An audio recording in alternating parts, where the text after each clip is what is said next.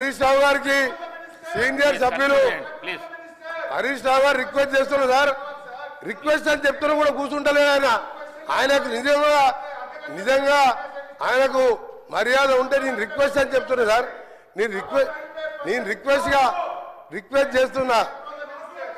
ఉప్పల్కి వెళ్ళి గట్కేశారు సార్. ఎంతమంది చనిపోయారు సార్. తెలియాలి సార్, ఇది ప్రజలకు తెలియాలి సార్. ఒకటి సార్, హరీష్ రావు గారు మీరు సీనియర్ సభ్యులు సార్.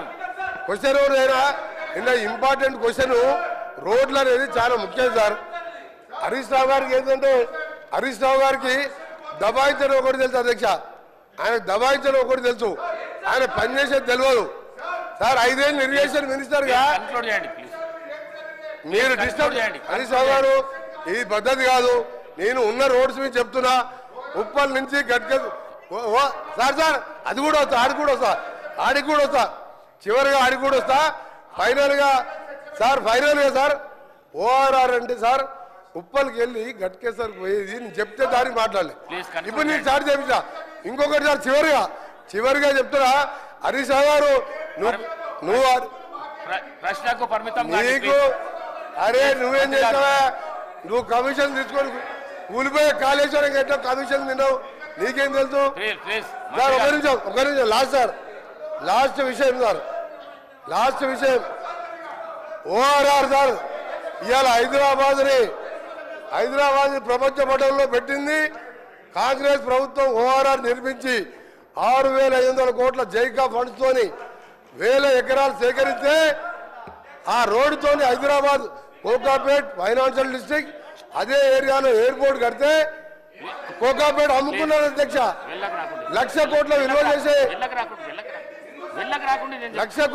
చేసే సార్ ఇది మంచి పద్ధతి కాదు సార్. సార్ నేను ఉన్న వాస్తవాలు చెప్తున్నా. రోడ్లు వేసేదే కాదు, కూలిపోయే ప్రాజెక్టు కట్టొచ్చు, కమిషన్ తినొచ్చు. నేను ఒకటే చెప్తున్నా అధ్యక్ష, ఓఆర్ఆర్ అమ్ముకొని అందులో 7,000 కోట్లకి 1,00,000 కోట్ల విలువ చేసి ఓఆర్ఆర్ అమ్ముకొని ఒక నిమిషం సార్ 1,00,000 ఈ రోజు సార్ మళ్ళీ చెప్తున్నా, గర్వంగా చెప్తున్నా, గౌరవ ముఖ్యమంత్రి గారు గడ్కరీ గారు సహాయంతో ఈ రోజు రీజనల్ రింగ్ రోడ్ అనే ప్రపంచ స్థాయి స్టాండర్డ్స్ తో రీజనల్ రింగ్ రోడ్ ని వచ్చే మార్చి నాటికి భూసేకరణ చేసి రీజనల్ రింగ్ రోడ్ కూడా ఆర్ఎండ్బి శాఖ ద్వారా నిర్మించబోతున్నాం. హరీష్ రావు గారికి చెప్తున్నా, ప్రశాంత్ రెడ్డి చెప్తున్నా, మీరు చెయ్యలే ఒక్క పని చేయకుండా మీరు వాస్తవాలు చెప్తే భయపడతారు. వాస్తవాలు చెప్తే భయపడతారు చెప్తున్నా. వారు చేయలేని విషయాలన్నీ కూడా సార్. చివరిగా RRR రీజనల్ రింగ్ రోడ్ దాదాపు 38,000 కోట్లతోని వచ్చే 4 ఏళ్లలో పూర్తి చేసి హైదరాబాద్ ని ప్రపంచ పటంలో పెట్టాలనేదే మా ప్రభుత్వ లక్ష్యం. థ్యాంక్ యూ అధ్యక్ష. గౌరవ శాసనసభ్యురాలు శ్రీమతి సబితా ఇంద్రారెడ్డి గారు.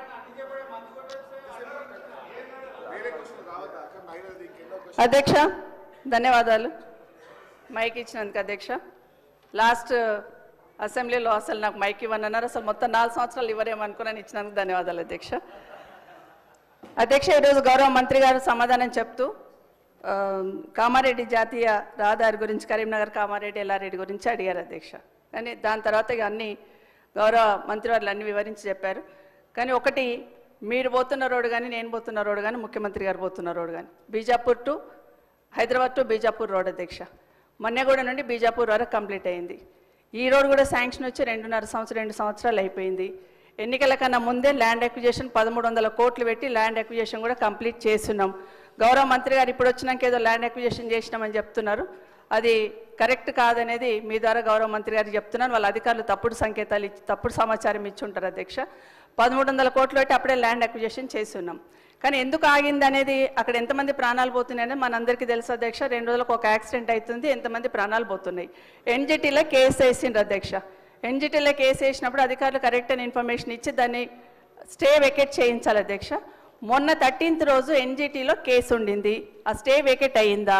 నిజంగా రోడ్డు మీరు స్టార్ట్ చేస్తున్నారా, వర్క్ స్టార్ట్ అయిందా, ఆ క్లారిఫికేషన్ కావాలి అధ్యక్ష. ఎందుకంటే ఊరికే చెప్పడం కాదు అధ్యక్ష. 13th రోజు కేసు ఉండింది, అది వెకేట్ చేశారా, వెకేట్ చేస్తే ఎప్పటి నుండి స్టార్ట్ చేస్తున్నారు, వెకేట్ అయ్యిందా అనేది మీరు చెప్పండి అధ్యక్ష.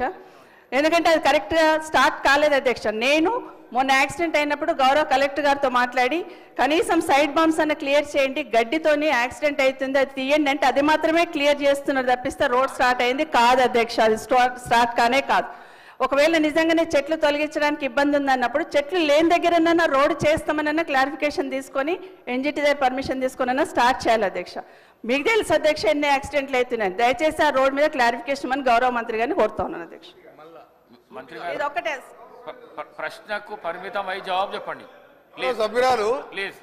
అంటే సార్ ఎప్పుడు కూడా హౌస్ ద్వారా మీ ద్వారా హౌస్ ద్వారా ప్రజలను మిస్గైడ్ చేయొద్దు. ప్రాజెక్ట్ కాస్ట్ ఈజ్ 800 కోట్లు, ల్యాండ్ ఎక్విజిషన్కు 1300 కోట్లు వాళ్ళ ప్రభుత్వంలో చెల్లించిన అధ్యక్ష. నిజంగా చెప్పడానికన్నా 130 కోట్లు ల్యాండ్ ఎక్విజిషన్ పే చేసిండు. అప్పటికి అపాయింటెడ్ డేట్ రాలేదు. ఎన్జిటీలో స్టే ఉన్నది. స్టే మన వెకేట్ చేపించి స్టే